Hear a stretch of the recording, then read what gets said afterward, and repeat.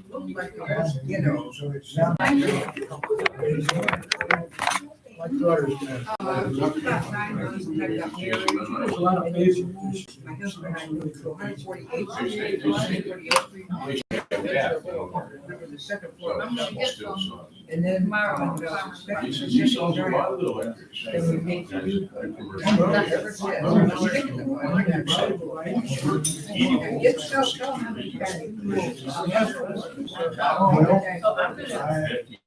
I've had it for 13 years. What I've already got is Italian or all these states. In some ways, it's good. Right now, I've seen a lot of kids. I'm gonna get basil now, because I got one. That's hard. And I've got one deal. It's like travel light, but you never get. He still doesn't accumulate stuff. Yeah. I don't blame Always you. has to get house deal. Let me tell you. I started. What do you use it for? I like Most of the stuff that they fire. I can make pretty pictures inside your house. Beautiful garden. I don't use nothing. Like Victoria Magazine. How many years ago? How many years ago? Somebody said. When I wrote you so Oh, much paper, you're, when you first got married. My here. my dreams, guys, is oregano, basil, dill, sage, thyme. Have you noticed there's Massachusetts? I have noticed it recently. Yeah, I never noticed it until you said that. Yeah. So you've been to Europe and all. Junior bought a new chainsaw here a few years ago. He bought the fire moss. What branch are you in? One of those, so we were. What was his range? Oh, We never got around to it, had it back. It's about- Other people. Yeah, was he a user? yes, drill sergeant, yes, Drill sergeant. very Those guys have to be tough. Yeah. Oh, really? My mom used one for lipstick, was a bad drinker. That was strawberry. When you say was. That looks like what my mom used to blend her lipstick. Well, there was 3 of us in the marriage. You know, child. No, another woman. Oh, no.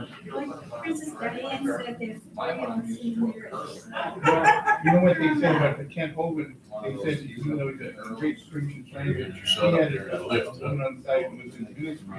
So, he probably liked that. Oh, so it wasn't, like- he wasn't having an affair. Yeah, the way the guy voted, he was like, he was in a.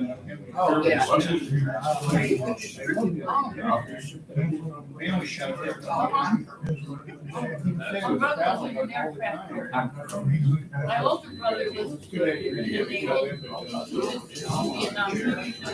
Vietnam. She got hit with salt. Yeah. And then my younger brother, and he was a sheriff.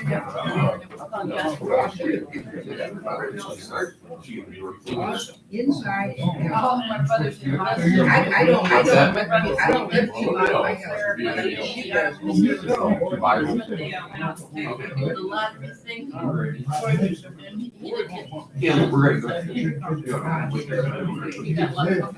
All right, I think we're gonna go ahead and pray because, we got everybody in pretty much. There's probably a few more people will percolate in. But everybody's got a number of things, so we'll go ahead and pray here and we'll get started here. I think we got all the computers running and everything too, so let's do that. All right, Heavenly Father, Lord, I want to thank you so much again for a place to meet tonight. And thank you for each one that's here this evening. And we just praise you for a good turnout tonight. Father, I just want to ask that you would bless our time together. Thank you for the refreshments. We just pray that you would bless them and just again, bless the time we spend in your word this evening. Open it up to us through your spirit, Lord. Help us to understand and see the things you have for us tonight. Just pray that we can be a testimony and witness to those around us in the hotel as well as the surrounding community. Pray for those that might watch online and just pray that we be a blessing to somebody there, help point people to Christ through that. And then we pray for those that are yet on their way. Just pray that you watch over them. Also be with those unable to be with us tonight. Give us a good evening. We pray. We thank you in Jesus' name. Amen. Amen. All right. So I think the coffee is just about ready over there too.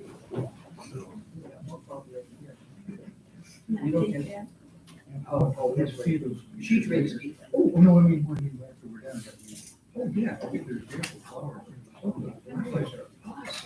How'd you make out with the storm? Yeah. I'll show you, okay, this is a large bird. Make out with the Fine. This is No really. problem. No, everything was fine. A little breezy. Rain really good for a short period of time. And then These are pan. blew through and that was it. Yeah, I was surprised we didn't lose our power at all. We didn't have it. First ones to get it, you know, we get it almost every time. We're pretty fortunate where we're All at. it is So- And this is just a little, you can't can't see the pond. It's gorgeous. Big yellow one. Yellow Is it C-O-I? Okay, right.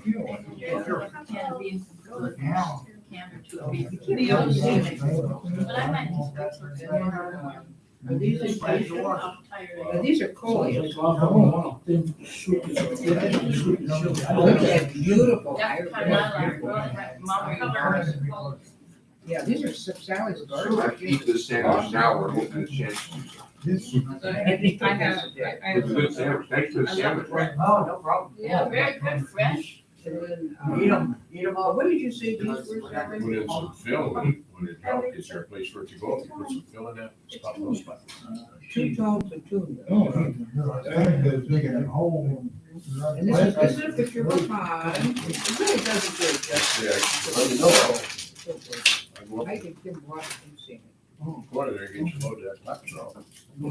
Yellow, what are those? You know, for 40 What are bucks. the yellow? Nice stuff. I'm so tired when I get home, I go right to bed. Right in there and dump it. I don't have my Bible today, I don't know. I just listen. Didn't Two on the table. Oh. And I then have these my purple glasses. I flowers. don't know. They don't- Plant them, they come out so pretty. And she has a green thumb. Yeah, really. And I have, what do you call the opposite? Not having. So I decided to stick with my plastic flowers. I put these, about 15 different, like, fake red geraniums in front of my house. Cheese on it. And every year I get some new red spray paint. So they look nice and fresh and Well- bright. Yeah. So people think they're I think we real. got, I don't have to weed them or water. But at pretty least much you have- everybody in the first start. Yeah. Oh, yeah. But my Oh, late you put it husband next to planted daffodils, perennials, roses. Coffee, I'm gonna go get Yeah. I'll do it back one if you want. Anyhow, about 4 different kinds of Half, perennials. 2/3 full. So I don't have to do That's anything. good. Cream or anything? So I do have some broke down, but let me show you the inside of. I don't know, anything going on this week? Oh. It's another one of those weeks where, Wow, Okay, this is the inside. I don't know, we could all move to Seattle and declare ourselves a free zone. Yeah, I need to have you. Nancy, Like, Nancy, we're starting. Oh, they've been floating her, I don't know how many times. And they were kind of pushing toward that, Abrams there in Georgia, the one who tried to become governor. And I think they ran into a problem with her. I didn't catch what it was, but they sort of backed off from her a little bit. And then that woman out in California, I think her name right now, she was running for president there for a while. And she chooses to call herself black, but she's actually more Indian and mix of other things. Amelia Harris. Kamala Harris. Oh, come on. And they like to ignore the fact that her great grandparents, I think it was, owned slaves Oh. on sugar plantations. Yeah. So she's got a few things, but yeah, Michelle Obama is one of the ones, because generally speaking, they're expecting that Biden, once he becomes president, and I'm just saying in a very hypothetical sense, that shortly after that, he will resign. So whoever's on the VP Really? slot will come in. Yep. Well, That doesn't sound good at all. he's not doing well. Oh. If you watch him, I mean, how can they even hope that he'd be elected when he fails that 25th Amendment off the bat? He's unfit to serve. Well, I thought that his press conference where he had his mask, instead of having the mask like this, it was hanging from one ear. So the whole time he's talking, it's waving around like this the whole time he's talking. And he said that Martin Luther King's death did not impact the world much, but not like this guy that was killed in Minneapolis. That guy, his death impacted the world far more than Martin Luther King's death ever did. I just, I'm hoping that he had the names reversed. Yeah. I hope he didn't actually believe that. Of course, that probably goes without saying because I don't know that he believes half of what he says. But as he's standing there with his mask swinging from his ear, saying MLK's death didn't impact the world like George Floyd's did. It's hard to take somebody serious with something hanging from their ear. It looked like a donkey ear hanging down here, And I had French lock rabbits when I was a teenager. I used to raise rabbits, and they had these big floppy ears that hung down. Looked like one of them ears down there like that. We also had Nubian goats. They had some ears that would hang down like that too. So I just between things like that and seeing him there, it just looked too much like a big large ear hanging down. So I just couldn't take him seriously. But I guess that was one of the more coherent moments of word that who his running mate will be yet? Well, that's what's still up in the air, and like you were saying over there, they're wanting, one group wants Michelle Obama, and another group was pushing for that woman in Kamala Harris in California, and then also the woman in Georgia. So those are the main ones. So it's somebody once floated Hillary Clinton. That's That's one. what I heard too. But I don't know. You could tell nobody in their right mind would want to be one heartbeat between her and the presidency, would they? I mean, I remember when President Obama got elected, Mr. Jones over here said that Joe Biden was his insurance policy. Remember that when you said it's the insurance policy, because who would want him? Oh, I see. Maybe try to knock him off. Then you'd be stuck with him. So but now it'd be the other way around. I mean, if anybody that had her for their thing, but anyway, it's Maybe Al Gore with Clinton's insurance policy. don't know which was which on that one. But at any rate,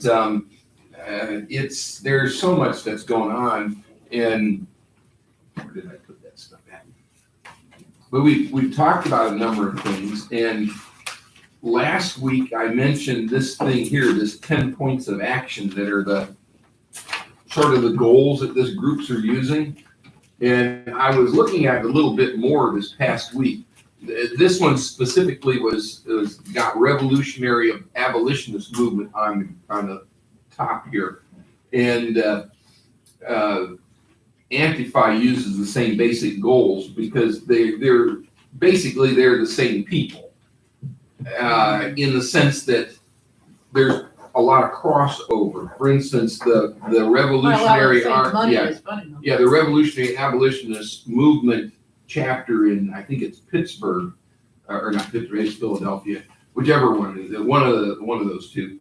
On their webpage, they've got their RAM flag, which is RAM with this star with the flame coming out of it, along with the Antifa flag. So they're right there together. They're not distinctly separate in their goals and everything. But one of the things when we were going through this last week, number 2 on here, we will destroy the state, police, military corporations, and all those who run the American plantation. We will destroy the police. That sounds familiar this past week? What are you hearing all over the place this past week? Defund the police, get rid of the police. So what happens when you defund the police and get rid of the police? Who are you going to call in the middle of the night? Well, Prisoners, No, they'll have their own visiting nurse, security. did you say? the Oh, prisoners. Oh, I thought you said visiting nurse. Yeah. You might need a visiting Yeah, nurse. yeah. I'm sorry. That's when these gangs. Yeah. You're right. become They Oh, let the prisoners So out. with that, that was, Yeah.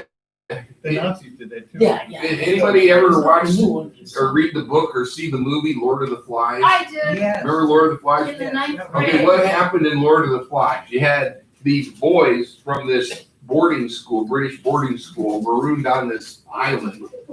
And They were picking on pigs. yeah, but remember what happened is they developed into some, Subhuman. yeah, but it was a tribal mentality that started. And you had the guys that would beat up anybody that voiced anything different. Now, Lord of the Flies, I was trying to remember how long it took for that to develop. But they were the equivalent of about middle school in that movie, maybe, and as well as some younger ones. But out in Seattle, 6 blocks in Seattle have been set up as a autonomous zone. They even have cardboard signs there saying "Leaving the United States" when you go in there. Now, keep in mind, it's set up by liberals. It's set up by people like this. It's set up by Antifa and all these. First thing they did, they built a wall. Yeah. Oh, They didn't like it. This ought to sound a little Yeah. ironic because all these people that building this wall are the same type of people that make a mockery of President Trump for wanting to build a wall with Germany, with Mexico. Yeah. I was thinking of Antifa too much. Antifa comes from Germany, and that's its history. And the Red Army faction, they were tied in with all of the Baader-Meinhof gang in the 70s and 80s and all. They're all tied in. Birds of a feather. But first thing they started doing is building a fence and a barrier around there. And then guess what? Checking IDs to see whether you were allowed in or not. Fine. All this stuff that they're saying that Trump is evil and bad and racist for doing. Then they get rid of the police. So you know what the next thing they did? Anybody ever hear of the John Brown gun clubs? John Brown Gun Club. He got into the arsenal. Well, they're named after him. He actually lived right here in Richfield for a while. But in fact, right down the road and around the corner is where he lived. And the guy that attacked, I'm trying to think what it was. I think it was ICE facilities in Washington State or something like that about a year or so ago. And he came in and he was, "Hey, Tom, how you doing? You have to find you a seat. There's a chair there, and we might have to get another chair, or there's a chair here, or wherever. Or an audio might be on his there, and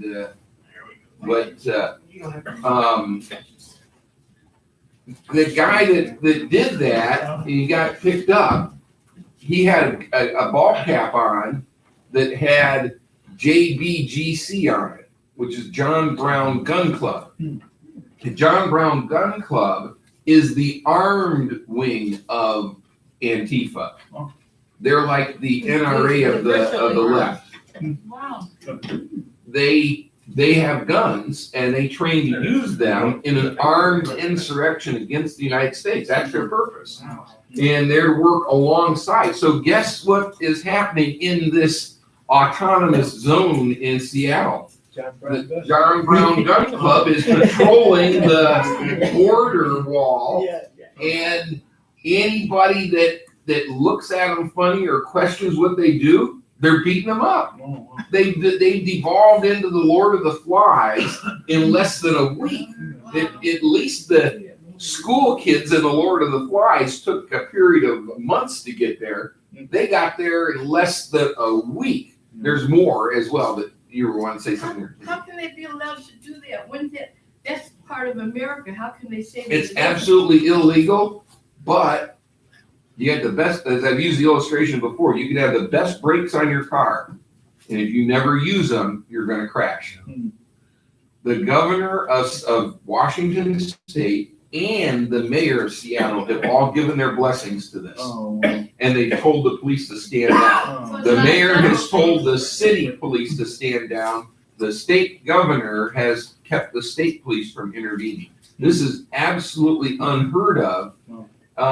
So they're gonna be an autonomous zone with none of the United States laws applying. It's gonna be a perfect civil society. If you've been watching some of the videos, the people who are getting beat up in there, they have women who serve as prostitutes in there. They brought a bunch of food in so everybody would have plenty to eat.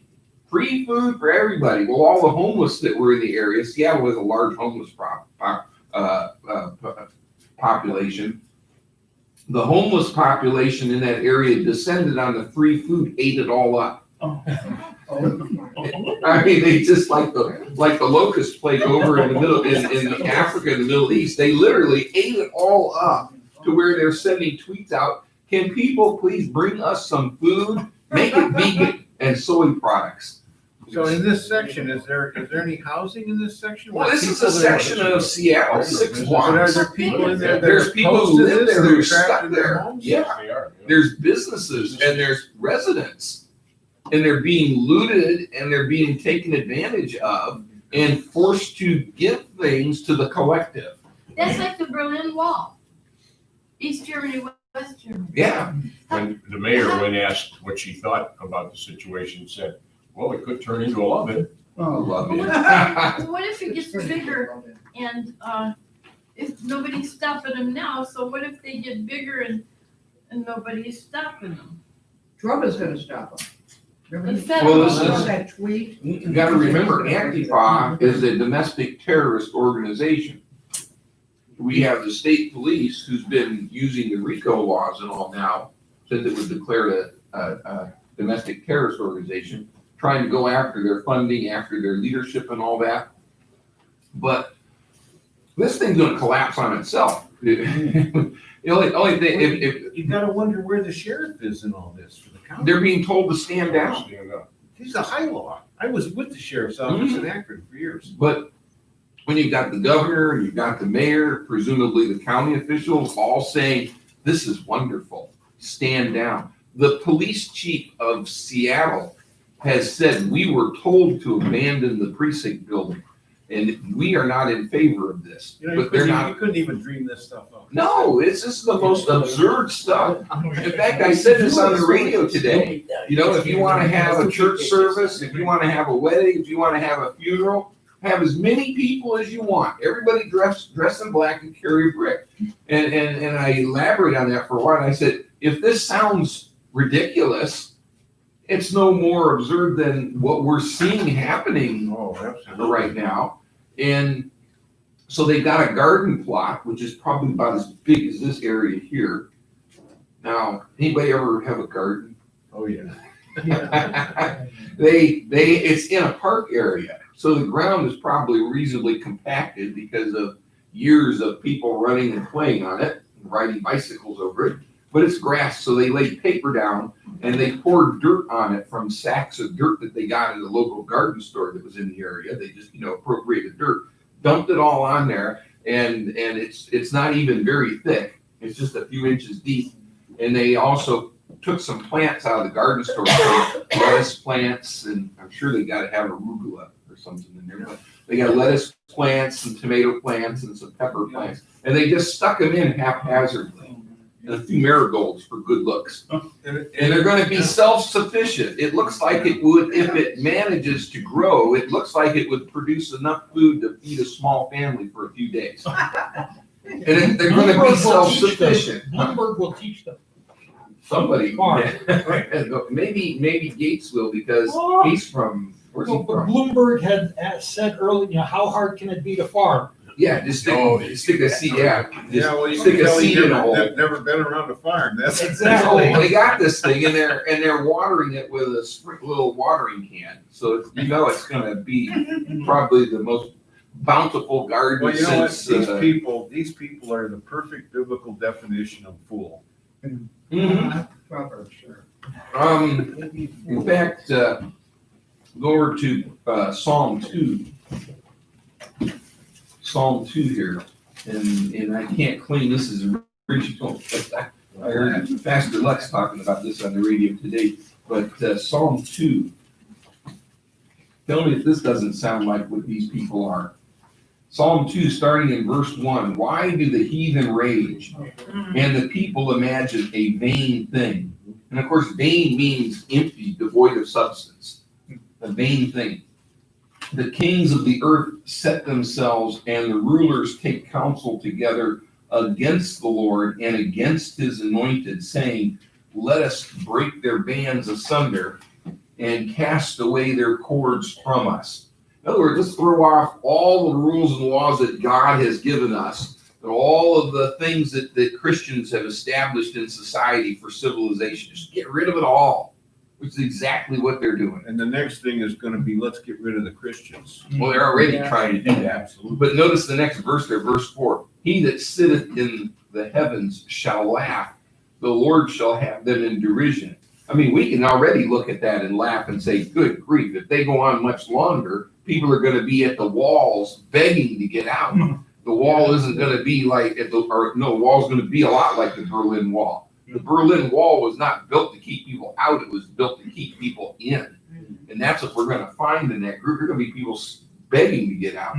But if the local police are told to stand down by the government, and the government tells the sheriffs to stand down, and the state police are told to stand down by the governor, what recourse do Americans in an area that now says it's not a part of America, who are held against their will in an area that claims not to be America? Well, then what's President Trump to do? Isn't he supposed to rescue Americans? Yeah. Say, well, hey, if it's not America, then the whole posse comitatus doctrine doesn't apply, which means they're not supposed to, unless extreme circumstances, use active military in domestic, U.S. soil, domestic situations. But they still got the National Guard. They can bring the National Guard or somebody in there.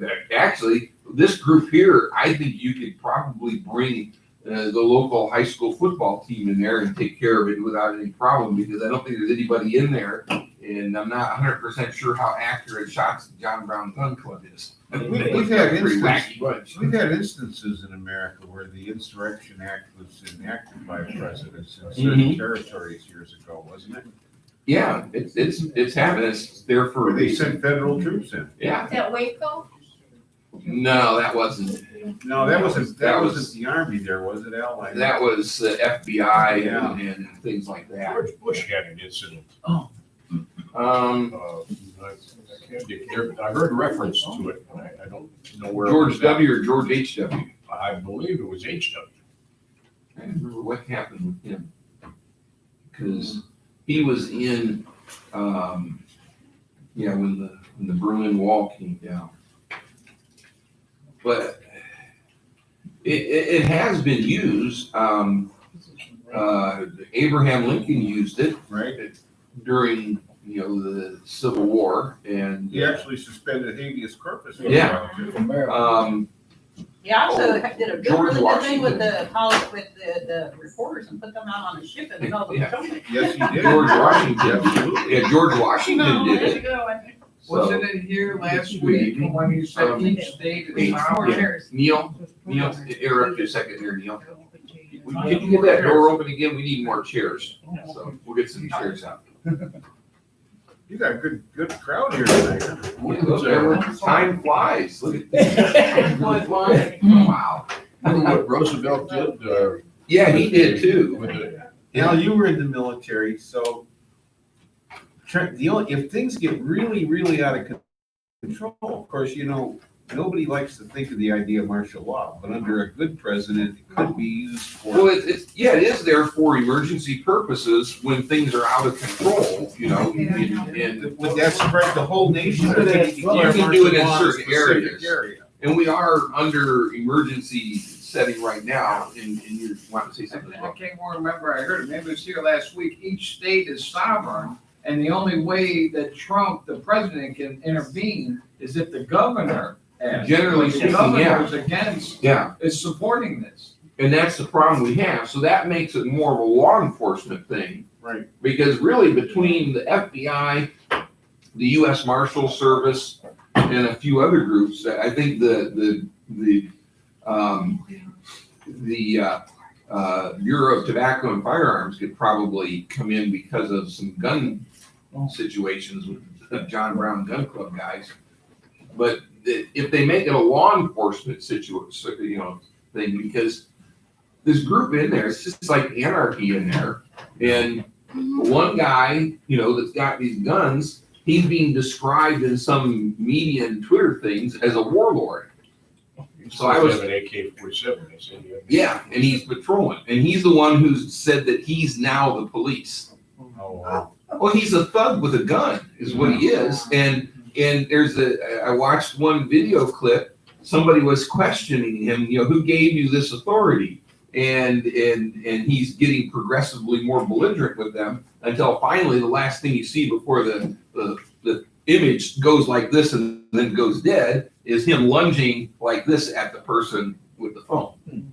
So somebody said, well, what happens when somebody with more guns comes in and takes his place? What recourse do they have? They said none of the laws of the United States or the state of Washington apply there. They're an autonomous zone. Oh, they've disavowed themselves from the United States. Yeah. So you now have U.S. citizens who are held hostage. And in that particular situation, I think that would get around whether or not the governor wants to intervene. They can say they're possibly. chickens, it doesn't mean they can lay eggs. Exactly. But right now, I think it's something that we could easily probably take care of with the U.S. Marshal Service and some of those types. So What does Antifa mean? anti-fascist. Oh, Yeah, Antifa started in, we gotta, Well, that's what they say they are, it's more accurately anti-First Amendment. yeah, no, they're fascists. it's actually What more they say, fascist. what they say they are is what they really are. Do we need to move some chairs around a little bit so we get you in here? Yeah. Yeah, if you guys could just scoot down a little bit so that you guys can get down or get in there. Is that, kind of motivated by George Soros? He's involved. A lot of the Democrats are involved. There's a lot of people. The Antifa origins were in the Weimar Republic in Germany in the 1930s as the Nazis were gaining power. It was a group anti-fascist because the Nazis were fascists.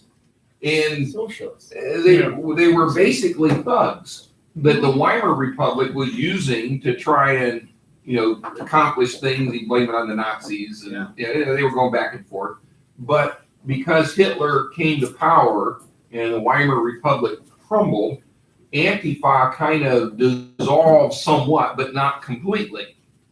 And they were absorbed into some other groups. But after World War II, you had a rise of a variety of groups, including Antifa came back on the scene again. And neo-Nazi. Yeah, well, and they came in the same general time frame. You had also the various terrorist groups that were arising, and as you move through from the 50s to the 60s and into the 70s, you had different groups because the KGB was funding all of these groups because they have a 4-stage plan. The first stage is destabilization of demoralization of a society. Make everybody upset with what's happening and think and then you destabilize it. That's the next thing. And that's what the riots are supposed to accomplish. Destabilizing. You can't trust government. You can't rely on the police. You can't rely on anybody. There's no stability. And then you bring the society into chaos, and which is what the riots are designed to do. See, people think, what are these people crazy? What are they doing? No, there's a very definite plan. Oh, no, right. It's all thought out. They're following the very same plan the KGB taught their parents and their grandparents learned these lessons. Isn't that Solovinsky's rule? Solovinsky, yeah, same principles are there. These principles actually go go back back to to Sun Tzu. Remember the Chinese military genius? Right. Sun Tzu was taught to the KGB. They studied Sun Tzu. Sun Tzu, the idea with Sun Tzu is if you're facing a larger opponent, rather than take them on directly, find some way to weaken them first. And as this one guy did, who was a former KGB propagandist. The way he explained it, he said, think of it this way. In the martial arts, like in China and in all the Chinese martial arts techniques, you know, if a bigger opponent comes at you, and if they're swinging at you, you don't just try to hit back or something. You grab the arm, you know, try to avoid and grab it and use his own force against him to pull him through. And see, that's what the KGB spent a lot of money in the United States doing. You remember all of the peace and anti-nuclear groups and disarmament groups in the 70s and 80s? Yeah. Every single one of them was funded by the KGB. All of them. The KGB had their agents in place. They controlled the narrative. They all operated basically the same thing. This is not unique to these people. So the anti-fascists, Antifa, like I said, they come from the German groups. You had the Baader-Meinhof gang. You had the Red Army faction and Antifa. They were all interrelated. And when some of the other ones disappeared, Antifa kind of absorbed the energy and the people, as it were, that were in those other groups. And they migrated out of Germany. They're in other countries. They're here. And so this whole thing and this revolutionary abolitionist movement, which is intertwined with Antifa, this is all orchestrated still by people outside of the United States as well as people inside of the United States. Many of them who cut their teeth on the KGB training that they received to control the peace movements in the 70s and 80s.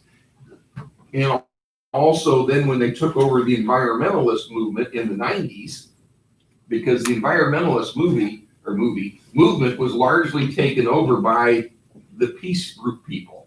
And if you want proof of that, Mikhail Gorbachev, who used to lead the Soviet Union, when the Soviet Union crumbled, do you know what happened to him? No. He moved to California, had an office in the Presidio, which used to be a U.S. Marine base, controlling international environmentalist movement. You have the head of communism. That's why we describe the environmentalist movement today as a watermelon. Green on the outside, red on the inside. Because when you cut through the surface of the environmentalist movement, it's communist all the way down. And people don't realize this. And because most of the people that they have in these movements haven't got a clue what reality is. There are a lot of people, when I was in college, we had a lot of people that they were just against hunting, for instance. No hunting, no hunting. Why? Because it's terrible. You're shooting Bambi. You know, no hunting, no hunting. Do you realize that hunters pay taxes and the tax money that they pay goes to wildlife conservation? The reason Bambi is flourishing today and jumping in front of your cars is because hunters have provided so much money to manage Bambi's environment. This is true. Oh, no hunting. They haven't got a clue. They're completely clueless. They don't know anything about anything. They're just in a group. They're being duped. Exactly. They're the useful idiots. There you go. As the communists called them. Right. Well, right now, the main money and energy controlling some of this is actually coming out of China. Yeah. There's Chinese money and agents and propaganda involved in all this Antifa and all this rioting and stuff that's going on. The Russians are still meddling in it. The Iranians are meddling in it. The North Koreans are meddling in it. And through it all of the globalists are meddling in it. Because the United States still remains the chief obstacle to a global government.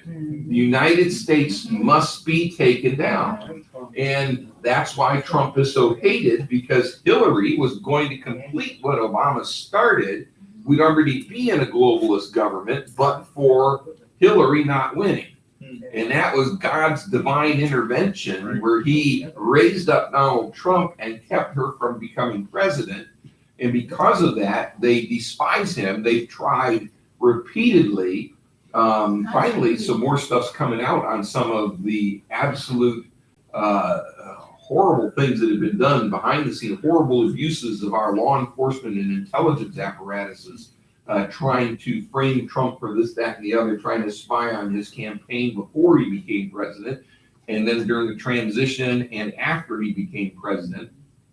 And we're talking about things that, whether or not we'll ever get proof that would put somebody at the highest level in jail, the evidence clearly shows that everybody from Barack Obama as the sitting president on down was in on it and knew what they were doing. This makes what Richard Nixon did spying in the Watergate scandal look like a jaywalking ticket. Exactly. I think you've got the proof, but they're not gonna do it. They're not gonna. Couple, yeah, and there's partly reasons. One of them, what happens if you can't get them in jail, if you fail in the court? And a lot of times, knowing that somebody did it and being able to get somebody convicted on it is the hard thing. And I really believe this summer, this fall, we have to push back on this mail-in voting. We have to demand the polls be open. Exactly. Well, and wasn't there? I think there was just a court decision somewhere that said Texas, yeah, about the mail-in voting. You can't stop the in-person voting. Yeah. And plus, there's other things trying to delay the vote, but it's set by federal law. Look at And, Sugar Falls. They had a couple hundred people that were. It never got there in time, and then the Then after. the powers that be in Columbus said, "Well, whoops, sorry, we can't do anything about that." And they're finding this all over the place. I was thinking that there was maybe I'll look this up later, but as to setting that the federal election, presidential election must take place on the Tuesday following, the first Monday of the month. So. It's like one thing I want to say, like a comment, but I have questions too. Why are the government, President Trump gave the governors the right to decide what to do. Why are they not letting policemen enforce laws and letting this happen? And what gives them the right, and what is their lame excuse for doing it? And the other thing is, how do they get away with it? And the other thing is, like, I forgot what my comment was gonna be, but why? Well, the reason governors have the ability to do these things is not because President Trump gave them that. It's because the Constitution, 10th Amendment and elsewhere, says that states have rights. And that's because, like you were talking about earlier, federal government can just not move into a state on a whim, because each state is a sovereign state. We're a union of states, of sovereign states, coming together in a federal blanket union. Yeah. So now I remember about this thing, what I was going to ask. So what is it like in their schemes and their network of things? They have progressed so far as to have elected governors. Like, do they have a lot of governors in a lot of the states that are communist? And They have some. Democrat? Look at Michigan, look at New York, look at Washington State. California. Yeah. He's like a wolf in sheep's clothing. Why? Because he's supposed to be a Republican, but he's not acting like one. Well, I talked to somebody, and I'm not at liberty to say who it is, who's known DeWine for years, and he said, I've been able to spot a lot of posers over the years. He said, this man has fooled me. Doesn't this whole thing come down to Trump is allies with Israel? And we have faith with God because of that, and they don't want it, right? That's a part of it. That's a part of it, because Well, and he's also a friend of the unborn. and he's a friend of Christians, and he's against abortion. Yeah, I mean. But in the overall picture, when we're looking at this, and also with what you're asking about, when the mayor of a city believes this stuff, that we need chaos. Remember, the first is the demoralization.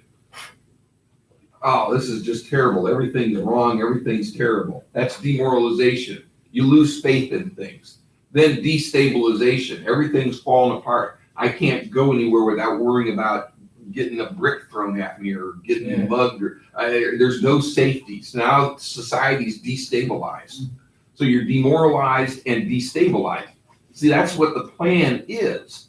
Because these people, some of whom are mayors, some of whom are county officials, some of whom are unfortunately even in police departments, some of whom are governors, some of whom are city council members, some of whom are state legislatures, some of whom are local judges, county judges, state judges, federal judges. They all believe that the United States is one of the greatest evils in the world. And it's the biggest obstacle to the greater goal, which is a world government. The world government is what the devil wants. The devil is the one, remember 2 Corinthians chapter 2, the mystery of iniquity that's already working. It's being held in check because God's not ready for the devil to bring forth the Antichrist yet. That's why Trump was elected. He wasn't ready for anything Yeah. like that yet. Well, And, and it's, you should do your, tell them about your spider thing. Yeah, they did. And Obama had 8 years placing strategically all these judges. Judges and military Military. officials. You ever wonder why some of these ex-general, these former generals because you did not become a general or an admiral during especially the last 4 years of the Obama administration unless you endorsed those positions. It was very hard because you don't just automatically become a general or an admiral. Yeah, and he may be in the details yet, right? Yeah, and so now there are some who were generals and admirals when Obama came in or managed to get there before Obama had too much control over the military. And then there's a lot of colonels out there and lieutenant colonels. I don't know what the equivalent is in the Navy for colonels and lieutenant colonels. Captains? A captain is a colonel. Okay. And then also in the NCO ranks, there's a lot of people out there who are chafing against this stuff. Yeah, non-commissions. And so they were purging the military. They were purging the courts. Thankfully, Obama was lazy and he left 100 and some vacancies when he left office. But see, they didn't worry. Hillary was going to fill them. Well, they were integrating the military too with the gay rights and transgenders. Oh, yeah. Well, no, and the whole reason for the transgender, part of that was to further demoralize and destabilize the military because you can't go into the military if you have a whole host of health issues. Because generally speaking, they don't want to bring somebody in the military, especially right now when it's not a draft, it's all volunteer. Right. So you don't want to bring somebody into the military who can't be deployed. But you bring somebody in who's transgendered so that they can get a free government paid surgeries, plural, surgeries plural, and medicines and all that. For months, these people, for months and months, if not a year or more, are unable to be used to deploy to do anything because they're in the process of healing and therapies and all kinds of stuff. They can't be deployed. They're basically good for nothing. So it puts a heavy weight on the military, keeps them from being able to function properly. And it's just a lot of stuff like that. But so you've got all these people who are in place who are saying, what's going on in Seattle is what we want.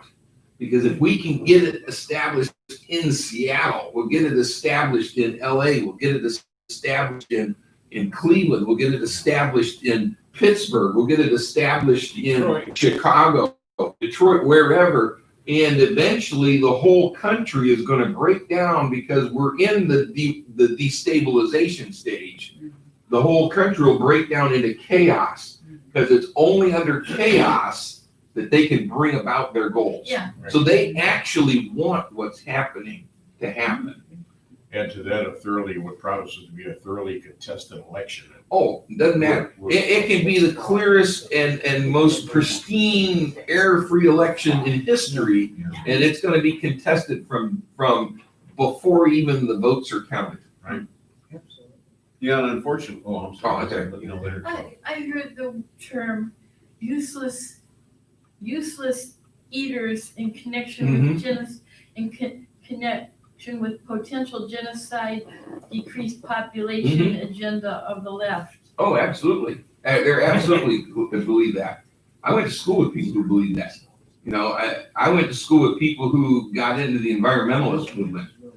And they believe in this stuff that population control, world's population should be no more than 500 million. That's with an M, right? Not a B, with an M. 500 million is all that there should be in the world. And they get to choose who. Yeah, and none of us, if you're in this room, you're not on the list. Okay, you're not on the list. But here's the thing. They will promise anything and everything to anybody and everybody if it furthers their goals. Once they've achieved their goals, those people are not needed. For instance, you talk about the useless eaters. Go back to the useful idiots for a minute. The useful idiots, because in these groups you had protest, and that's actually a historical term. I use that term and I throw it out on the radio. People think I'm making up something. Oh, where's that Or- meaning? but it's a words they use. Yeah. Collective. And see the protesters that are out there, and protesting is legitimate. Right. It's constitutional. We have the right to peaceably assemble. I think it was Governor Cuomo that was saying, I don't know where, or show me someplace where it's written that protests have to be peaceful. And I had posted, the next picture is a thing of the Constitution, the First Amendment, the right to peaceable assembly. Did you hear what he said about a month or two ago when we were at the height of the crisis with the COVID deal? And he was saying, well, it wasn't God who brought these numbers down. Oh, yeah. He was claiming. Oh, yeah. And I thought, we are hearing stuff we would have never heard out of. It does, shaking it his has fist really at the- opened things up. Yeah. I mean, Well, and I that don't is care. one thing is that you could say. Even it's if the people virus weren't has shown Christians 50 people years ago when I was a kid, there was a moral respect for taking God. the and for- veneer off. Yeah, like you said, the veneer's coming up. So you got all these people trying to push this agenda because they think it'll work. And, it's a spiritual battle. What do you see is going to come out of all this? Yeah.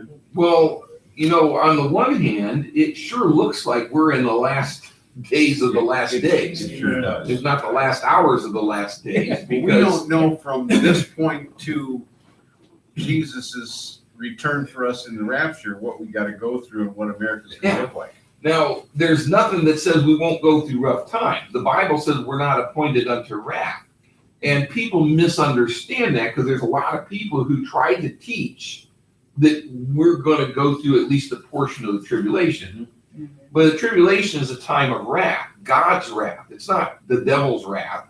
It's not man's wrath. It's God's wrath. And so some of them try to say, well, people go through difficult times, go through tribulations with a small t. Right. But we've done that for ever since the first century. The first century Christians went through a lot of tribulations, just like there's a lot of antichrists in the world. But the antichrist has not come to power yet. And so there's a lot of antichrists and there's a lot of tribulations. And we have lived in a very blessed time and place in history. Well, there's a lot of conjecture, and I had a fellow ask me who kind of believes that way, and we were talking, and he said I know they're gonna come out with this vaccine, and he said they're talking about chips in the vaccine, and he said this could be the mark of the beast, and I said, hey, whoa, wait a minute. I said the Bible says that man of sin has to be revealed before he can offer his mark. And the mark of the beast in Revelation 13 is indicated as something that you receive, and then Revelation 14 indicates that people who received it basically worship the Antichrist as God. They willingly take Yeah. it, don't they? Yeah, it's. They know what they're doing. Yeah, it's not like you wake up in the morning one day with, wow, where did this thing come from on my forehead? Yeah, It's not like- it's not like- arm you and force Yeah. You were a drunken sailor. What's that? You were a Drunken sailor. No, it's not gonna be But, forcibly yeah, put it's on gonna you. be, I will take this because, remember the reason that the Romans persecuted the Christians in the first century and the second century or, early days? Right. Yeah. Because you could believe anything you wanted to believe, as long as, I think it was once a year, you would bow down and say Caesar is God. Kneel before Caesar? Yeah, and the Christians would not do it. Therefore, they were persecuted and killed. Yeah. So essentially, the mark of the beast, I think, is going to be a case where the process of receiving it, it's going to be a similar thing. You're going to say that you believe that the Antichrist is Well, God. just like we profess Jesus Christ, So you're going to they're profess gonna the profess him, Antichrist. or they're gonna be executed or imprisoned or Exactly. whatever. And so as a consequence, you don't have to worry about accidentally getting the mark of the beast. Oh no, now I'm doomed forever because I woke up, something happened, drunken night. Yeah, or you took a vaccine or something. Yeah. Now, all of these things are predecessors. All of these things are things that they're working in advance, but actually go to Revelation 13. Because when you look at it, the first thing that you see happening in Revelation 13 is you see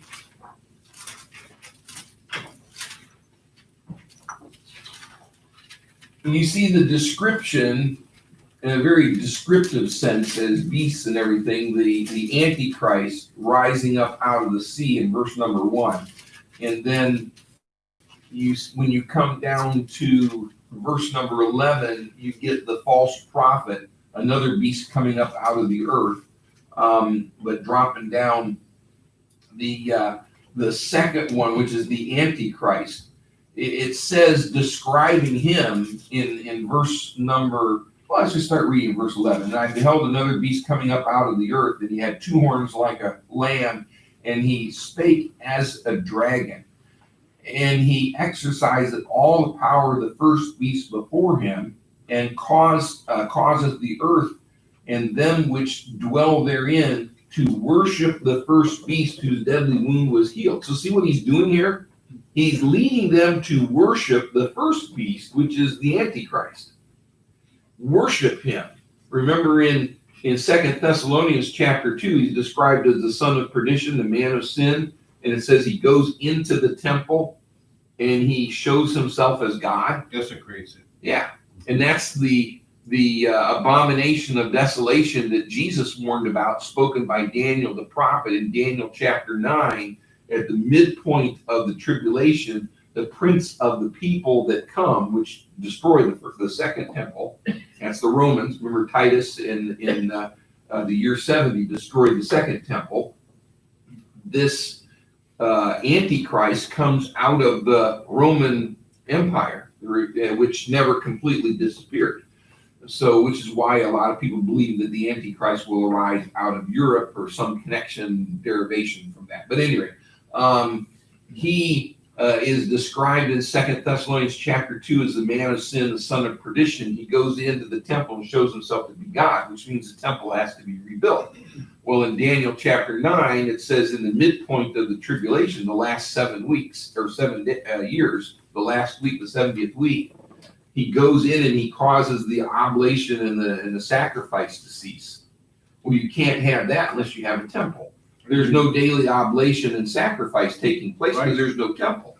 Well, the temple has to be rebuilt so the Antichrist can come in and cause the sacrifices to stop, because he'll say, stop the sacrifices. He'll go into the very holy of holies and he'll say, I'm God, and reveal himself, claim to be God, show himself as God. And then he's going to mimic the death. Is he mimicking the death of Christ when he's slain and is risen? And that's what some people believe. The deadly wound and was healed. And the other beast, the second beast, which is the false prophet, what we read here says he causes all the earth and them that dwell therein to worship, that's Revelation 13, verse 12, to worship the first beast, that's the Antichrist, whose deadly wound was healed. So his purpose is to get people to worship. So this is before the mark of the beast is instituted. Right. The next thing you see him doing, as it goes through a bunch of things, it says in verse number 15, verse number 14, and deceiveth them that dwell on the earth by the means of those miracles which he had power to do in the sight of the beast, saying to them that dwell on the earth that they should make an image to the beast, which had the wound by a sword and did live, and he had power to give life unto the image of the beast, that the image of the beast should both speak and cause that as many as would not worship the image of the beast should be killed. Now, to me, this sounds an awful lot like what Nebuchadnezzar did. Remember King Nebuchadnezzar? 3 boys. Daniel, he made the big statue, big image of himself. Yeah. And at a certain time, all the music would play, and where everybody was, they were to immediately bow down and worship. And then, of course, Shadrach, Meshach, and Abednego refused, and the whole fiery furnace business there. So I think that prefigures what's here. So I think that this, now other people come up with different things, who they think and what they think the image will be, but the fact that they make them worship the image of the beast and makes them worship the beast suggests that this is going to be an image, not that just of something that's like deity to the beast, but of the beast, of the Antichrist himself. Now, the temple that they're going, isn't that being currently built in Israel now? The materials and everything are ready. They just need the go-ahead, and they're getting closer. What triggers that? That triggers the building of the temple? Don't really know. There's a lot of people who believe that because President Trump recognized Israel or Jerusalem as the eternal capital of Israel, and all that he did, that this is now just a given that the temple is going to be rebuilt there. And they're actually allowing people, they're moving to allow other people than Muslims to pray on the Temple Mount. Because the way it's traditionally been, Jordan has overseen the Temple Mount.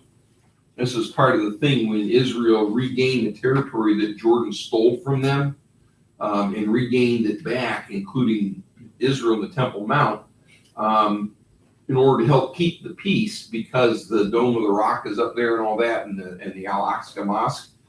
They allowed Jordan to set up a peacekeeping force on the Temple Mount and control everything that's up there. And so they actually would have people that if you went to the Temple Mount and you were to close your eyes and look like you were starting to pray, they had these Karens. yeah, in a sense, older men and women that, their job was basically to sit around up there in the Temple Mount and watch these Christians and others that came up there. And if anybody looked like they were starting to pray or sing a song of praise to anybody but Allah, they were to go over there and start yelling at them and disrupt them and prevent any other prayer other than prayers to Allah on the Temple Mount. There hasn't been much focus on Israel at the moment with all this. But there's a thing going on right now, controversy. They want to recognize the whole West Bank and all these areas that's traditionally in the Bible, Israel, Jewish land, as exactly that. Great Britain's coming on. The whole international community, with the exception of the United States, pretty much, because President Trump said, yeah, it's Jewish land. And yet the international community is coming against them, and the Israeli Defense Forces are gearing up because there's real fear that if they go ahead and do this, there's going to be an attack on Israel from several fronts. So, Well, I guess nobody knows. I guess it's not mentioned in the Bible why, and I guess we'll never know until the ones that go to heaven can see through the glass completely. But I was wondering, back before when you were talking about, lady talked about Meshach, Abednego, and like when you were talking about the Christians getting persecuted because they wouldn't do this, they had to do it once a year. And I was wondering why God didn't save them like he did the 3 Jewish boys back in the Old Testament. Well, there's a lot that he did save over the years, but you know, because we live in a sin-cursed world, you know, obviously God has given man sovereignty over the world, and then basically man in turn gave that sovereignty over to the devil. So God has said, okay, we're going to let this play out, which means that he doesn't intervene in every single thing that happens. He allows things to happen. Because this is just like the idea, okay, if a hurricane strikes, why would he let a church be destroyed along with a bar being destroyed, for instance? And it happens. A tornado destroys a church, and maybe a bar is left standing, because we're in a sin-cursed world. The rain falls on the just and the unjust alike. And in the case of Shadrach, Meshach, and Abednego, that was a case where they took a stand to be used by God as an example of the idolatry that Nebuchadnezzar was forcing people to engage in. And that event, I think, along with his interaction with Daniel, eventually led to Nebuchadnezzar realizing Jehovah was the one true God.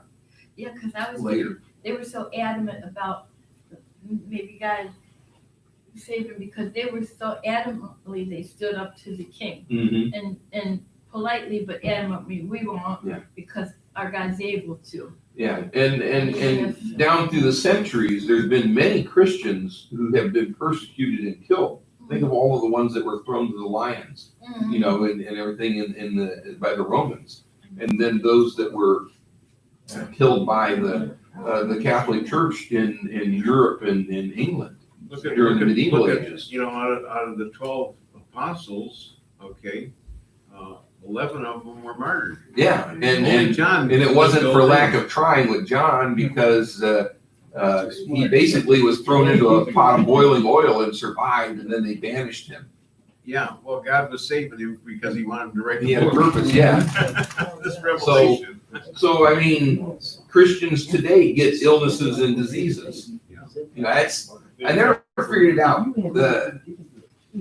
There's a group that teaches that healing, physical healing's in the atonement. Remember in Isaiah 53 where it says, by his stripes we're healed? Well, it's talking about spiritual healing, because Jesus took the punishment of our sin upon himself. And that's what it means, by his stripes we were healed. But they say that also means physical healing. And you know, it's like the guys that, I mean, I really believe they love the Lord. They're just confused on a few points. And I've heard them actually say healing is in the atonement. When you get saved, all of your physical illnesses are healed. Oh, and pray for brother so-and-so. His blood pressure is high, and the sister so-and-so has a bad heart, and so-and-so who's got a bad cold or whatever. So how are these people getting diseases if healing's in the atonement? Well, even ones that get healed die. And these same people that teach that physical healing's in the atonement, you know, they have people that get saved that wear glasses because they got bad eyes. Why don't they suddenly have perfect 20/20 vision when they get saved? Well, the ones that get me are the ones that, you know, they make this pretense. It's like, okay, you know, give to this television ministry and, you know, and just pour out the money. Just get your credit card out and just pour out the money to us, and God's just going to bless your socks off with more money. Not necessarily. No. God's going to bless you, but it may not be monetarily. But so what I'm getting at is bad things happen in the world, and we endure some of this because we're in a world that is under the sway, it's under the curse, it's under siege, but it's also under the sway of the God of this world, Yeah. which is the devil. The devil is the prince of the power of the air. He's the god of this world. So he has a certain measure of authority in the world right now. God exerts a certain amount of protection over us, but at the same time, you know, we're going to experience some of the things of this world. And part of that is to help us to realize that, you know, we don't want to be too close to this world because the world is not our friend. But there's a lot of things, and a lot of this will make more sense when we get to heaven to understand why God allowed these things. Because on the one hand, if you got saved and you're immediately taken up to heaven, who would be left to witness to other people? Right. Yeah. And oftentimes when we go through difficulties and we make it through them, we grow stronger and we're able to help people out who are going through difficulties. So we can tell them about our difficulties and give them hope. Yeah, or and especially when witnessing to unsaved people, you can say, well, you know, let me tell you, I went through something like that or worse. Right. I wouldn't have got through it if it weren't for God. Right. So it makes for opportunities. Plus, there's opportunities that people have had because something that we would consider bad happened to them, put them in a situation, whether in a hospital or some other situation, prison, where they were able to witness to some people that may never have received a witness from them otherwise.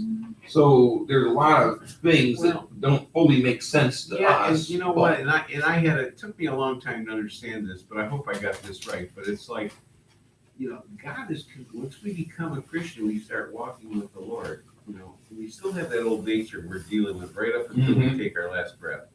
But the idea is God is drawing us closer to Him because He wants to conform us to the image of His Son, who is perfect and righteous and holy. And sometimes we have to be allowed to do dumb things, right, to want better. Exactly. Yeah. Well, we all fail. I know I have. You know, we all do. Yeah. Some of the most effective learning is when you've done things wrong. Right. Exactly. Yeah. Learning from it. Best lesson's a bottom lesson, right?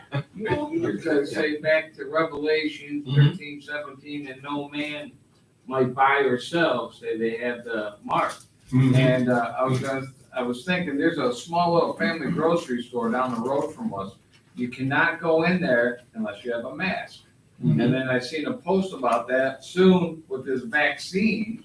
You know, Fauci and Gates, they want to make a vaccine that everybody has to take. That's like a precursor to, you know, taking a mark. You can't go in and shop unless you have a mask, you know, then you won't be able to. Now that's during the tribulation period. Yeah.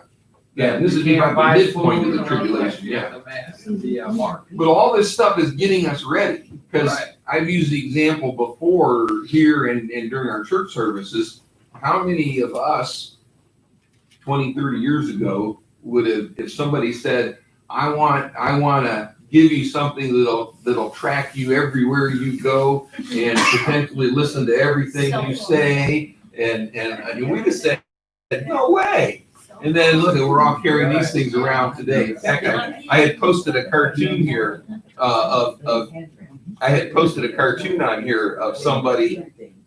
It was like two CIA or two secret agents, you know, with the old hat and sunglasses and all, saying something about getting everybody to carry something around that'll report where they're at and even encourage them to take pictures of themselves where they're at so we can know where everybody's at all the time. You know, and don't think they'll go for it. And now, of course, we are. That's what we're doing. You're walking GPS. Exactly. And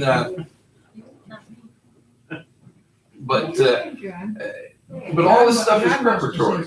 Yes. Oh, yes. I don't mean to get too far off the subject. No, it's right. One thing that disturbed me is, you know, all those riots in major cities where they broke the shop windows downtown and stole merchandise.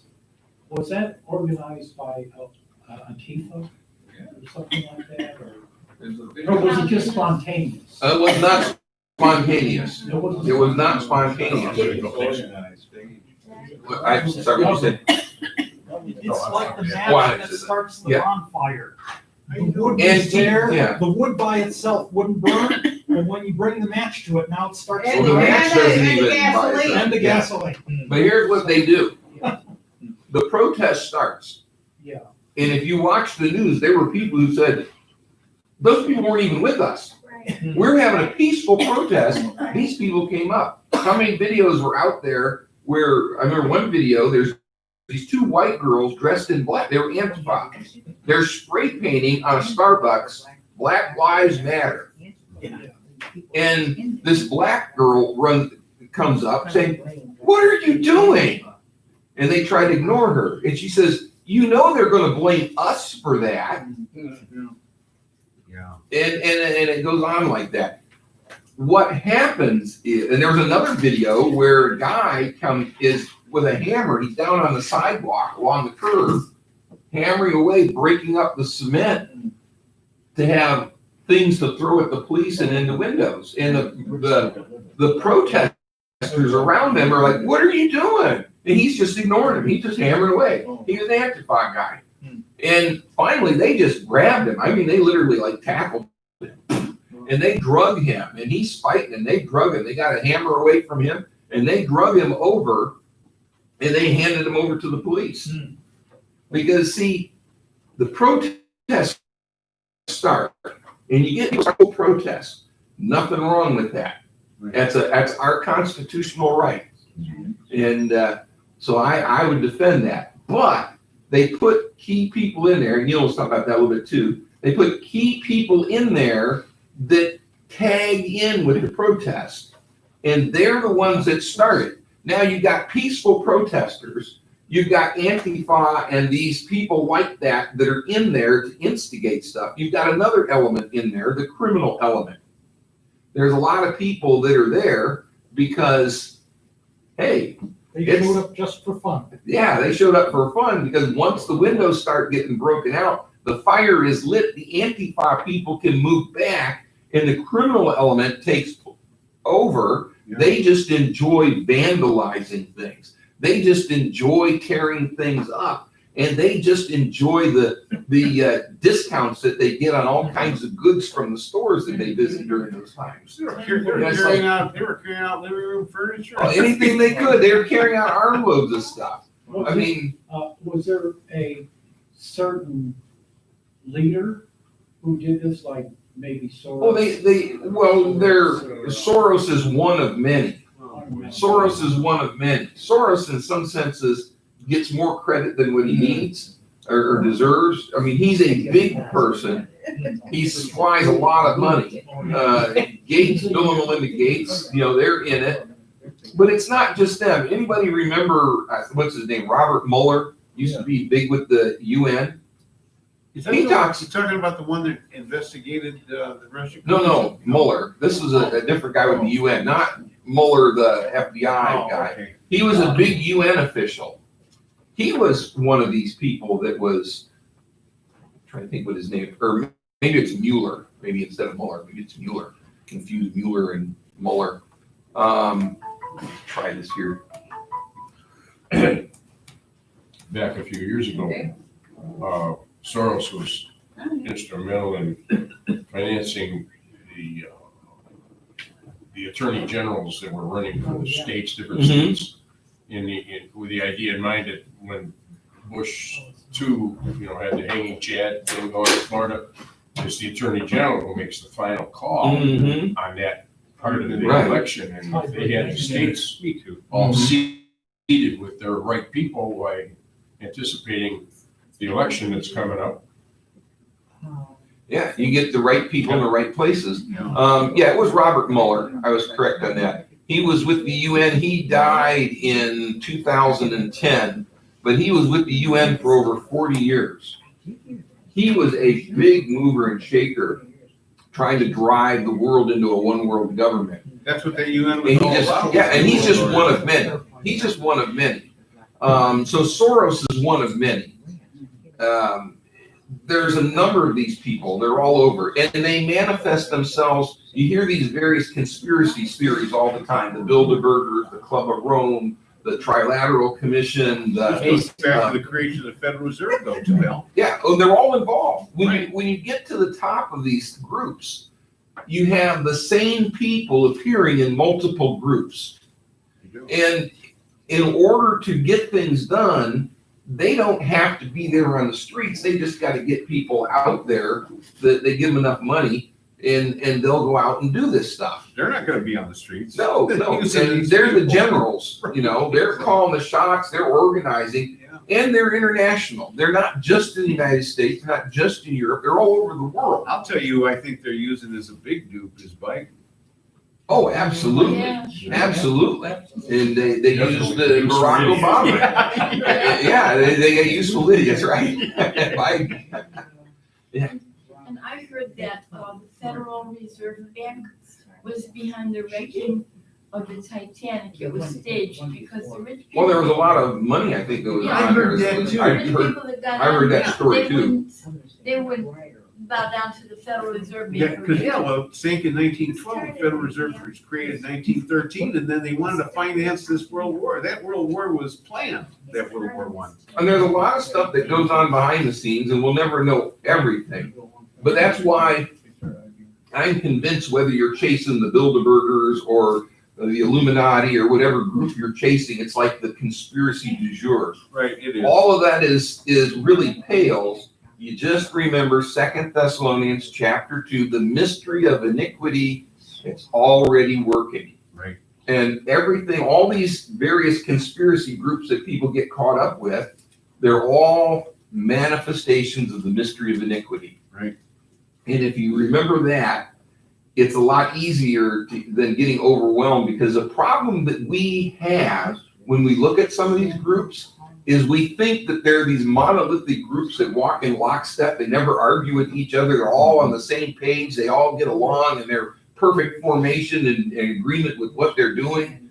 That's not at all true. Right. They fight, they fuss. That's one of the things I learned when I was in the Air Force, about how some of these groups fight with each other. They try to take out the leadership of the other group and they claw their way to the top.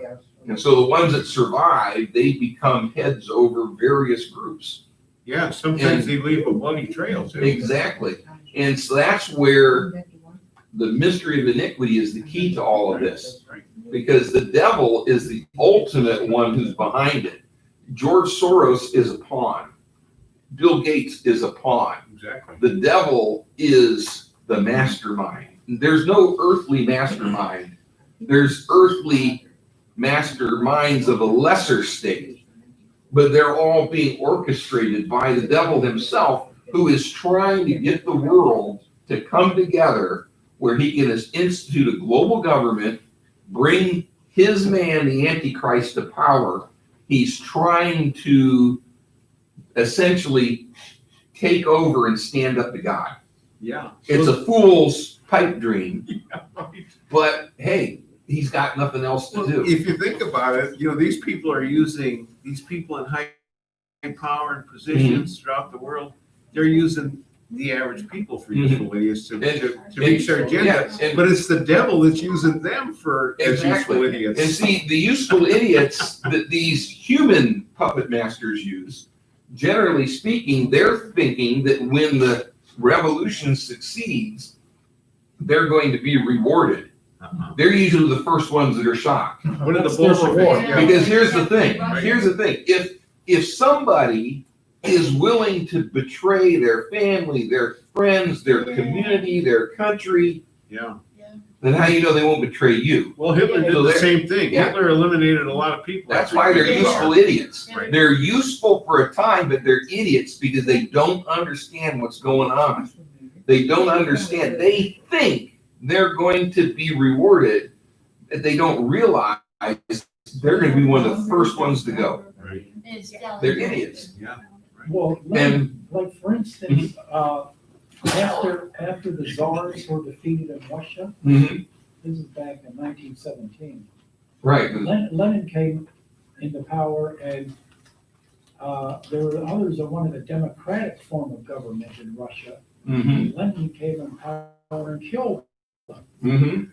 they had the White Russians and the Red Russians. Yeah, oh yeah, that's right, the White Russians Russians. The White Russians wanted some kind of like democratic reform and stuff, and yeah, the Red Russians were the communists, and they killed them. Yeah, They- the Red Russians killed. Yeah, killed the White Russians, yeah. Yeah, they killed the White Russians who wanted democracy, a democratic form. Mm-hmm. Who were the black Russians? No. There were no black. No, this is not people coloration, this is a technical term. Yeah, oh, yeah.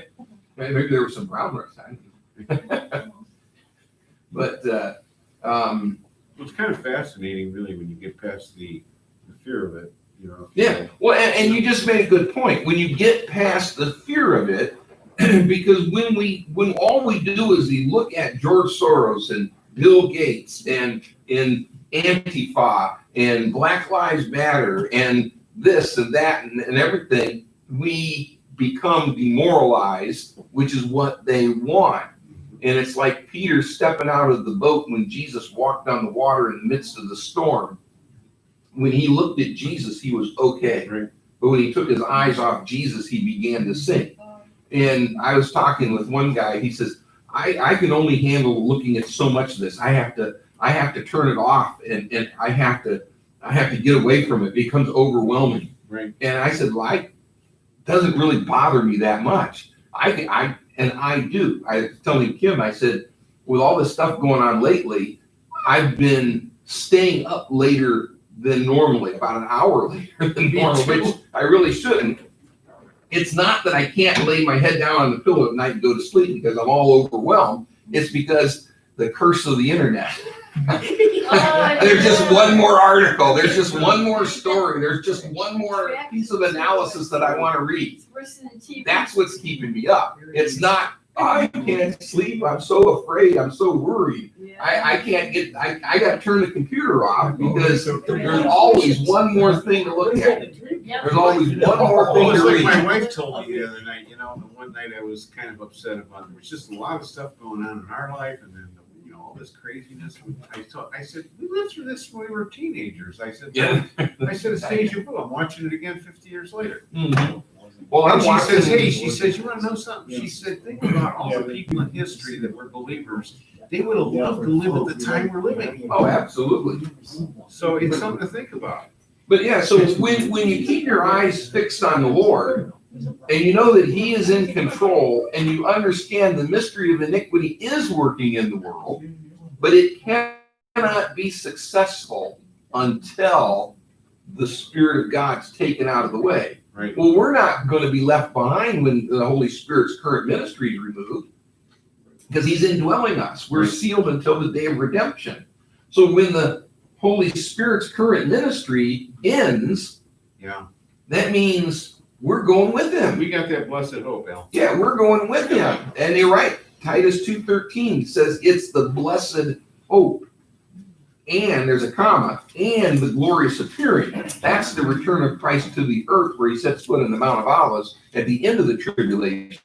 But the blessed hope is what we're looking forward, where 2 Thessalonians chapter 4, we're caught up into the air to meet Him in the clouds. So that's what we're waiting on. And we know That's the globalists are not going to succeed until we're gone. That's our greatest encouragement right Because now. the United States, like I said, America is the biggest obstacle to the world right now. But it's an obstacle because of us. Right. If America was as secular as, say, France or Germany, we would be no obstacle. But America has the greatest percentage of evangelical Bible-believing Christians involved in industry, society, government, everything. Right. Hey, you got a seat right here. Even in your own neighborhood. We have a hat right here waiting for you. Your hat made it before you did. But so when we keep that in mind, that's why Paul, if you look over in 1 Thessalonians, if you look in 1 Thessalonians, and he says, after describing the rapture, the catching away of the believers at the end of chapter 4, he says in verse 18, chapter 4, verse 18, wherefore comfort one another with these words.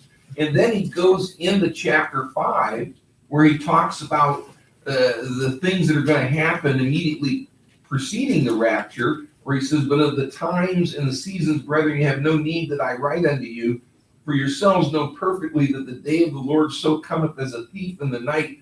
For when they shall say peace and safety, which they're saying that right now, right? Society's breaking down, peace and safety. Then sudden destruction cometh upon them as travail upon a woman with child, and they shall not escape. And, the labor pains get to more and more frequent, more and more intense. Speaking of which, remember the locusts that we talked about? The locust plague in northern Africa? Actually, this plague now reaches from eastern Africa all the way to India and Pakistan. It's in the 4th generation.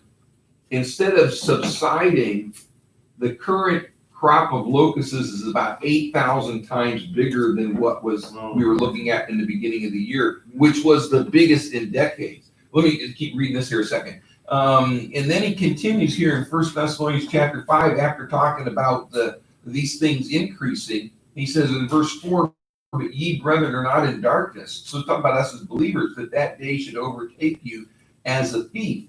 You're all the children of light and the children of the day. We are not of the night, nor of darkness. Therefore, let us not sleep as do others, but let us watch and be sober. So we should be looking at these things.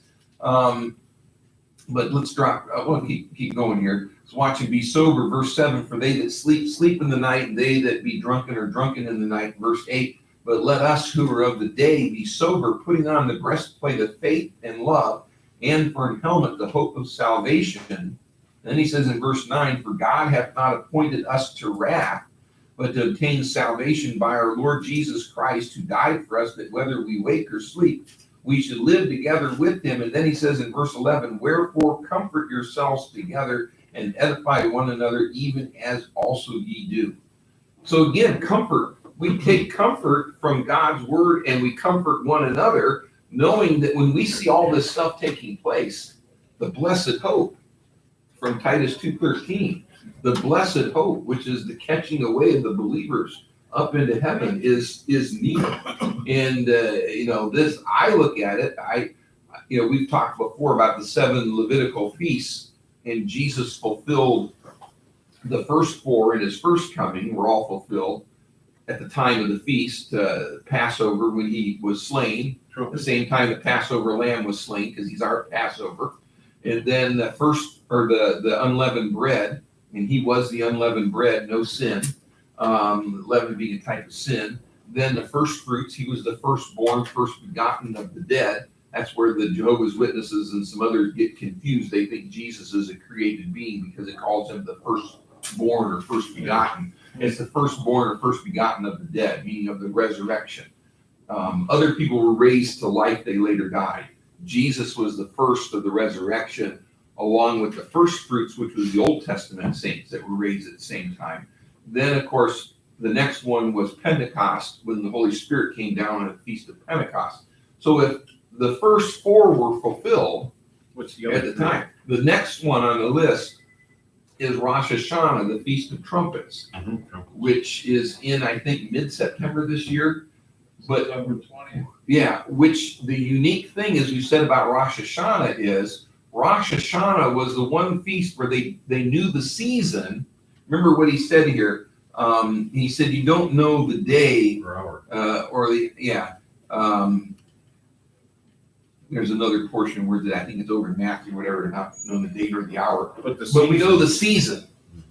Well, we definitely, I think, can say we're in the season. And the thing with Rosh Hashanah was, it was at the sighting of the new moon. So they had watchers who had to be watching and waiting. And when they determined that it was the new moon, they sounded a trumpet. And then the feast started. And if people were working in the field, they were to stop what they were doing and proceed to the feast. If they were in their home, they were to stop what they were doing and go to the feast. And the trumpet's going to sound just when we're called out in the rapture, isn't it? Yeah, so the trumpet sounds and we stop what we're doing and we go, and what happens, you have the judgment seat of Christ, the rewards and everything, and then we have the feast that we have, the wedding feast of the Lamb. We come back to stop the tribulation. Yeah, that's at the end of the tribulation. But what I'm getting at is Rosh Hashanah is interesting because on Passover, they knew exactly when it started.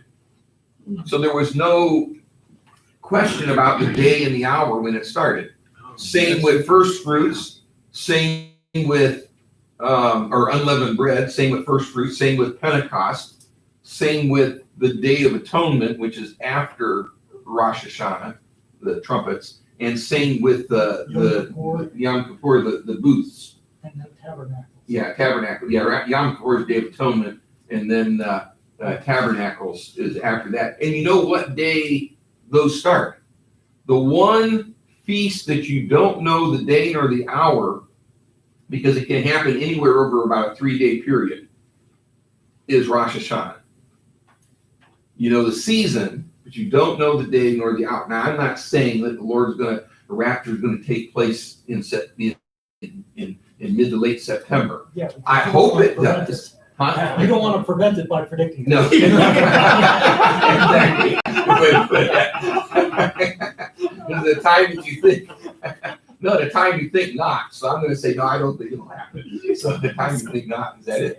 But what I'm getting at is when the rapture does occur, I personally think it would make a lot of sense if it happened around the time of the Feast of Trumpets, Rosh Hashanah, because it would just fit with the pattern that we already had. Well, yeah, the Lord does repeat himself in ways like that. Exactly. Yeah. But it doesn't mean necessarily that it's going to happen that way. But it's my hope.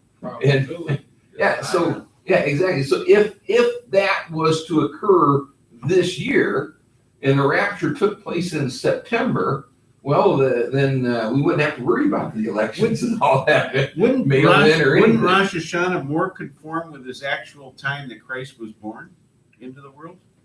Because it really wasn't in December, was it? We kind of no, their jury's not out on that. Really? There's actually some really good studies that have been because done. I heard by the fall, time- they thought it was in the fall. Yeah, and some people think it was in the spring, and there's also good reason to believe that it was in late December, early January. So what it is, you can make a case for about 3 different time frames. The one thing that really doesn't make sense is what people, and I've been there myself, where you say, well, he wouldn't have been born in late December, early January because they're not out in the field with the sheep at that time because it's too cold. And that's not true. That's based on the writings of people who lived in Northern Europe and the UK, which is much colder at that time of year than it is in the Middle East. Yeah. There's a guy that wrote A Shepherd Looks at the 23rd Psalm. Can't think of his name right now. Something Keller or something like that. Philip Keller. Yeah. Philip Keller A really good book. was a shepherd in the Middle East. And he says they absolutely did have flocks in the field giving birth at that time of year, late December, early January. He knows because he was there when it happened as a shepherd. He was there with them in the field when they were giving birth. So from that standpoint, it could be. I would not dogmatically say that it was, but I would not dogmatically say that it wasn't.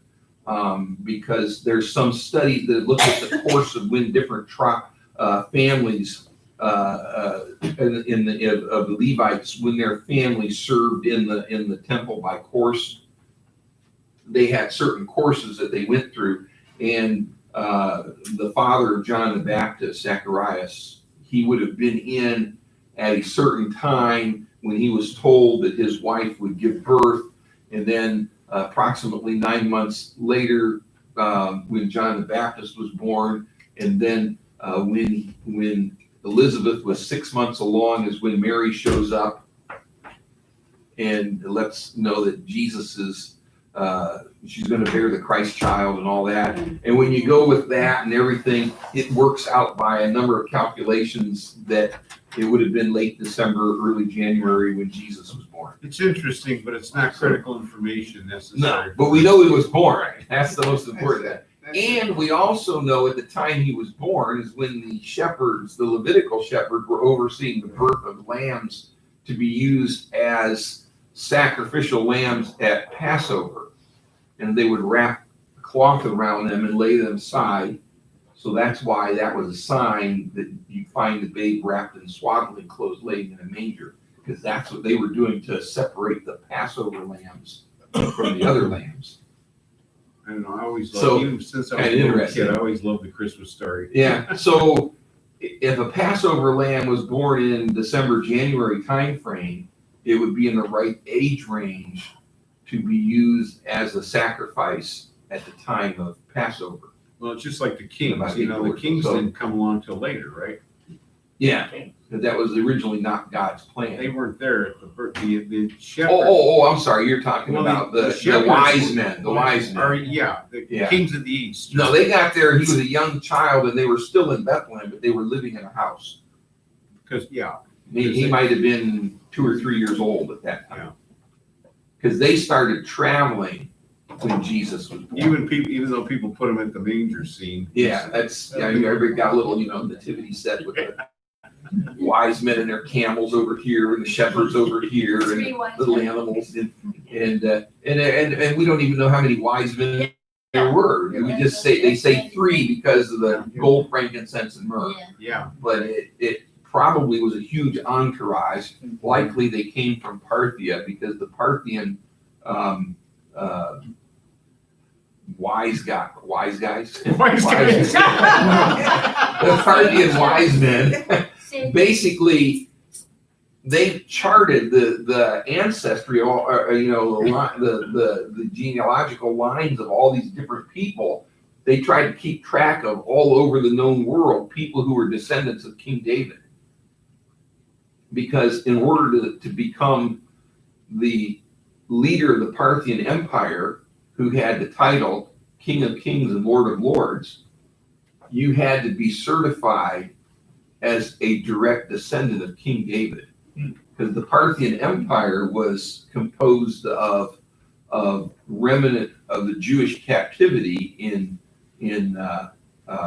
Persia that later had come to power. They weren't Persians. Because later on, the Parthian Empire crumbled and the ethnic Persians, the Iranians, basically engaged in genocide to get rid of them because they'd been living under the domination of the non-Persian Parthians, who were like the Samaritans. They were part Jewish. And so as a consequence, King of Kings and Lord of Lords over the Parthian Empire had to be a direct descendant of King David.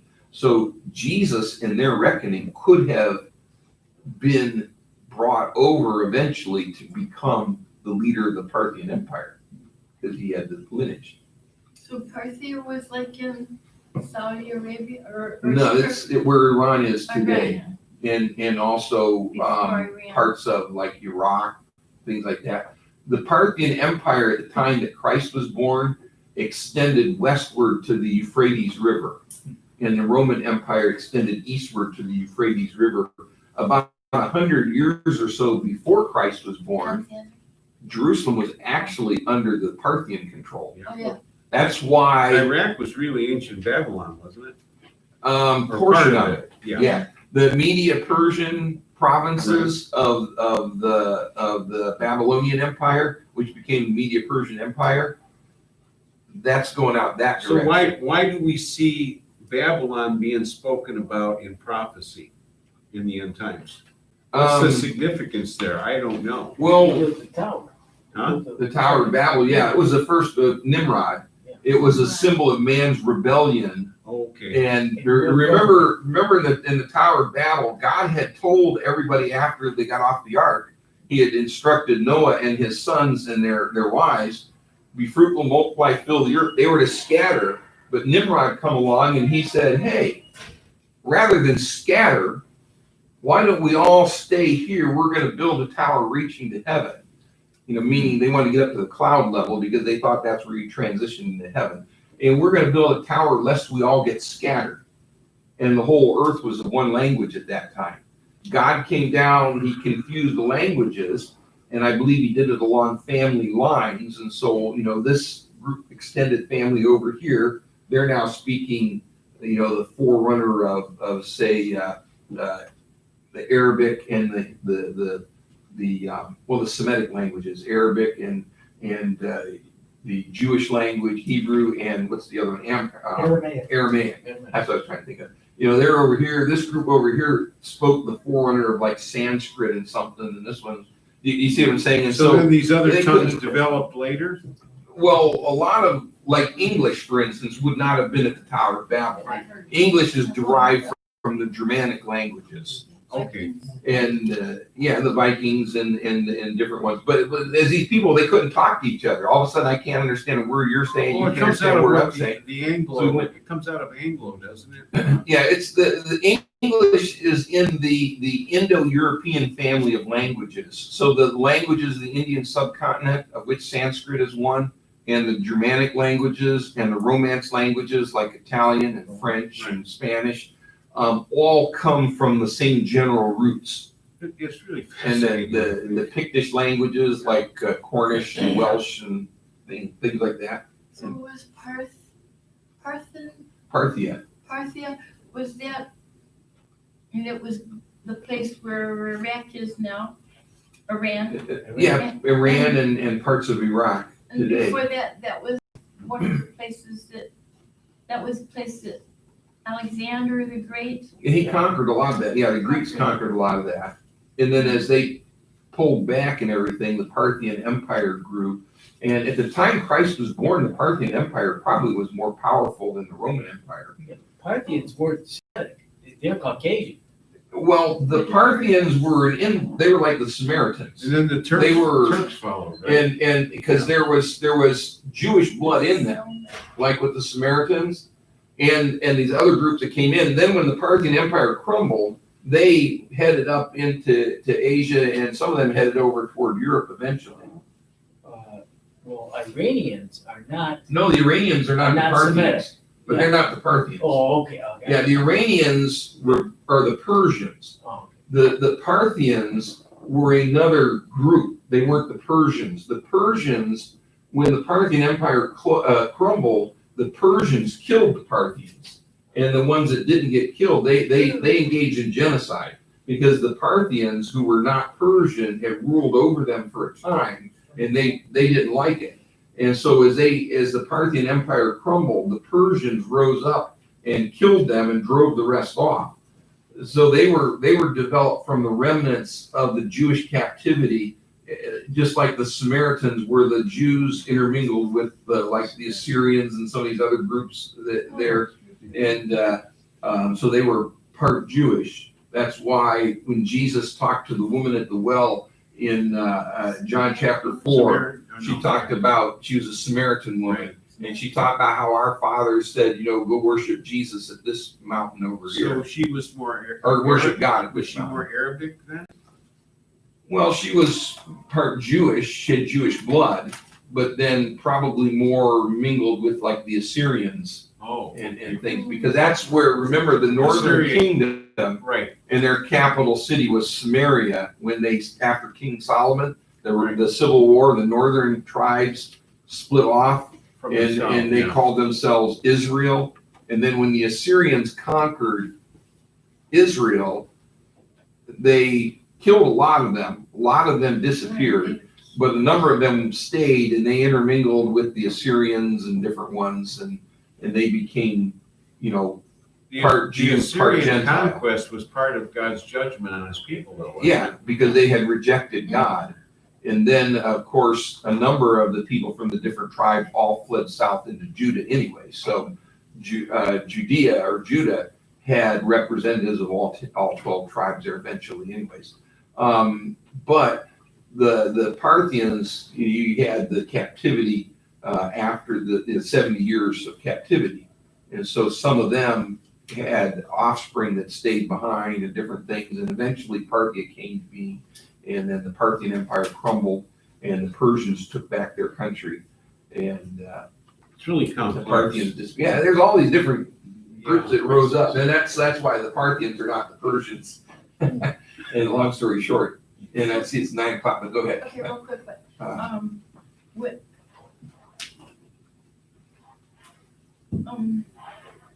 so,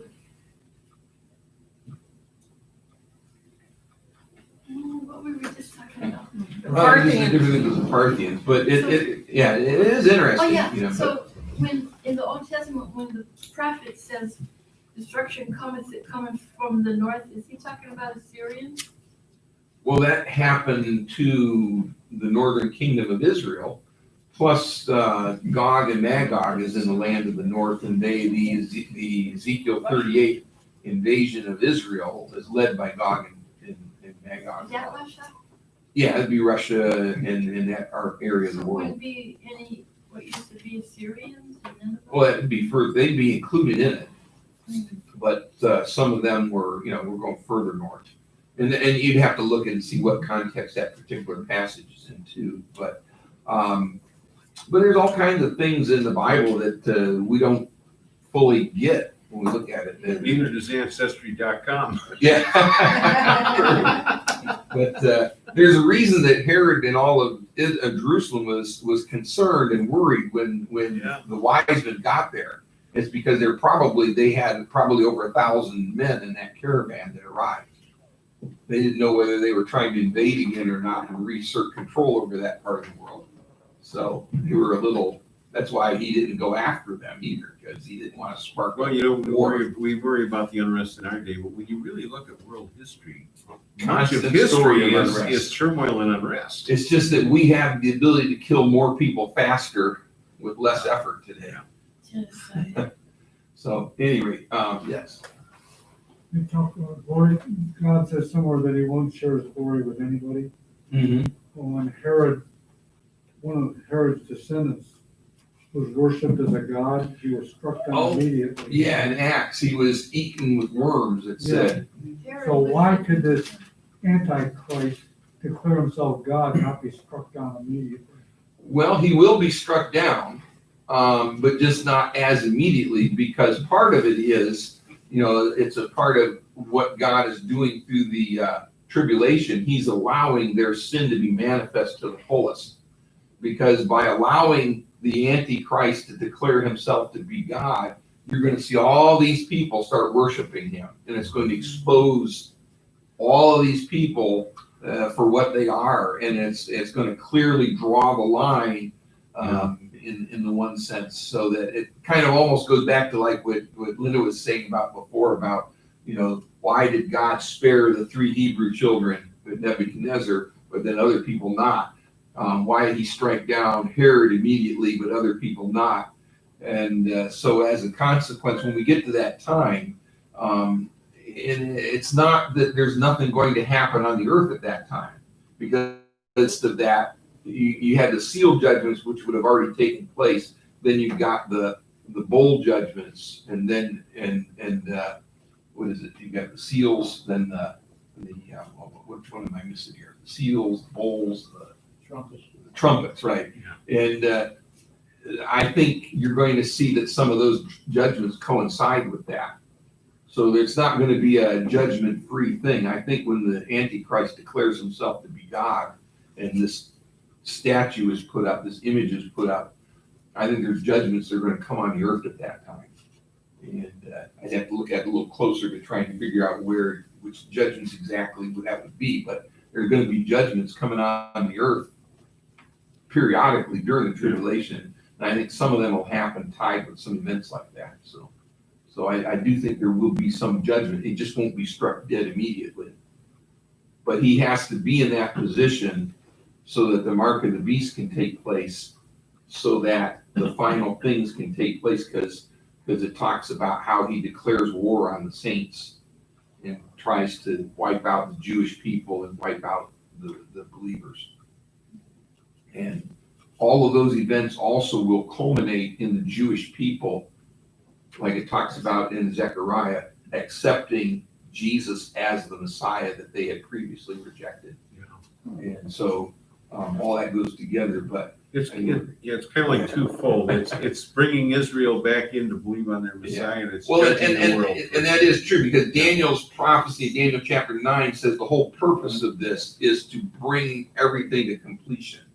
And so let's go ahead and pray. We can talk for a while afterward, but let's go ahead and pray, because some people have to get going from the two. So Let's pray. Heavenly Father, Lord, I want to thank you again for the opportunity we have that we can go through some of these things and look at some of the things that are happening. Lord, we do hold out hope that perhaps this will be the time that the Lord comes back for us. We look forward to that. The blessed hope that we caught up to be with you.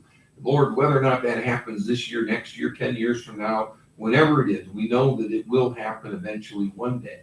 But Lord, in the meanwhile, help us to be found faithful, doing the work you've given us to do. Help us to be a witness and testimony to those around us. Help us not to be overcome with worry and fear, and not to give in to that, but to realize that you've not given us a spirit of fear. Lord, we can comfort one another with the words that we see in the scriptures. Encourage us, Lord, as we see the mystery of iniquity even now working in the world, but encourage us. We know that it's restrained, and we just thank you that you have a plan, you have a purpose. And Lord, help us, Lord, to fulfill the work you've got for us to do. Bless and watch over us now. Keep us safe as we leave here this evening. And bless the day tomorrow. Bless the day Sunday for your glory. We thank you in Jesus' name. Amen. Amen. Also, the scripture says, I will have mercy, and I will have mercy. Yeah, that's a good point. So there's all kinds of things, that happening, and it's sometimes hard to keep track of everything. It gets harder when you get older too.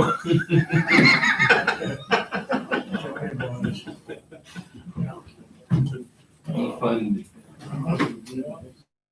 Minneapolis. Oh yeah. Yeah. Let me know when you get there. So what are they going to do? I mean, Got a year to figure it out. Minneapolis already has no-go zones. They're basically little Somalia. And what are they going to do in those areas? All right. Well, good night. We're going to sign off on here. God bless. Thanks for watching. Oh, good job. Oh, my gosh.